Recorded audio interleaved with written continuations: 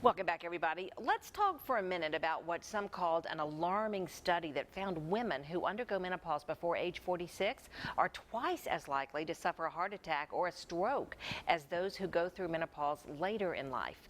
3.3% of the women who had early menopause suffered a heart attack or cardiac arrest or died from heart disease, compared to 1.6% who had menopause later.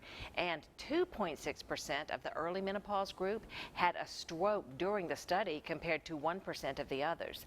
The authors say the link between early menopause and disease is not clear, though there's no evidence that replacement hormones lower the danger. Doctors say women at risk should keep their cholesterol and blood pressure in check. I need to learn it. I need to learn it, Dr. Page. Dr. Renee Page is with us, and she has a long history in obstetrics and gynecology. Just last year, she joined the Medical College of Georgia as Associate Dean of Curriculum. Thanks so much for taking time out of your busy schedule to be with us here today to talk about something that is, it can be uncomfortable in more ways than one to discuss, and that is menopause. And for just a moment, I want to refer back to that study, because there are other women out there like myself who did have menopause early. I was in my 30s. It was called surgical menopause. It was a hysterectomy. Yes. So I look at something like that and I think, oh my gosh, I mean, that's 17, 18 years ago. And the risk, those percentages sound small, but it's also scary.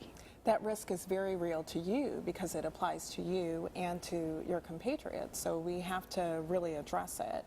You know, people go into menopause for different reasons, and I'm not sure if the study took a look at people who go into natural menopause. That would make more sense, that women who go into natural menopause before the age of 46 would be at higher risk for things like heart disease and things like that.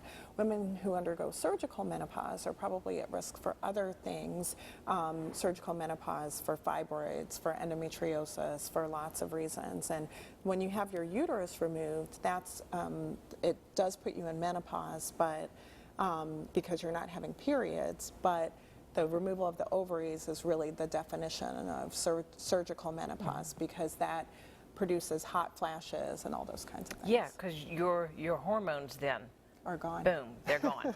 And that brings us to hormone replacement therapy. Does everyone who goes into menopause, is that just part of it? You need HRT? It's a really, really good question. So many women who go into menopause, especially at early ages, come to us asking that question. And the reason why it's important is that we individualize care here at MCG. So we say, let's look at your whole picture. Let's look at your risk for heart attacks. Let's look at whether you're exercising regularly and all those kinds of things to figure out whether you're a good candidate. Most women who are, we either put into surgical menopause, early menopause, even normal menopausal women are good candidates for hormone replacement therapy, but we make that decision individually, patient to doctor. You know, it's something that we said at the very beginning of the show, is that menopause is as different for it's unique to every woman. It is. So that's really interesting that you're looking at the whole picture. Yes, ma'am. And I know that women really appreciate that, because we don't want to be lumped into a category. And what may be nothing for one person can be life-altering for someone else. Absolutely. So I took care of many patients over the years who have experienced menopause, just as you say, in a different way. So they may decide that they don't want to take anything because they're concerned about the risk, even if they're miserable. I had a prosecutor who could not sweat in court. Imagine, you're flashing, you're trying to argue a case, and you're too vulnerable. I had a kindergarten teacher who had the same scenario, because she said those kindergartners smelled fear. So both those ladies got hormone therapy. I met with them every year. We still would talk about the risks, but that worked for them. It was functional for them. So every patient needs to come to her doctor and say, you know, I want to have this conversation with you so that we can make sure that it's a good conversation, that we put everything on the table, that I understand the risk to me as a patient. When you go to your doctor, Be informed. Yes. Write your questions down ahead of time. That's what I find to be so helpful. Don't try to just draw them out of thin air. If you spend a little time getting ready for that doctor's appointment, you're going to get so much more out of it. Yes.